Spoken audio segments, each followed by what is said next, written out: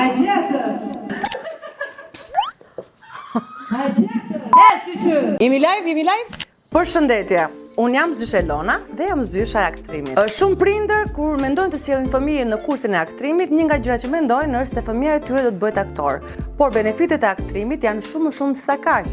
E para është zhvillim personal dhe social. Një nga pikat më të rëndësishme që të përfiton nëpërmjet aktrimit është vetbesimit. Duke dalë përpara një publiku të madh, ata nuk kanë frikë të gabojnë dhe të thonë mendimin e tyre. Një pikë tjetër e rëndësishme është zhvillimi dhe kreativiteti i tyre. Duke jetuar jetët e tjerëve nëpërmjet personazheve, ata dalin nga kutia e tyre dhe kërkojnë dhe eksplorojnë gjëra të reja të cilat ata nuk e dinin se i kishin brenda vetes së tyre.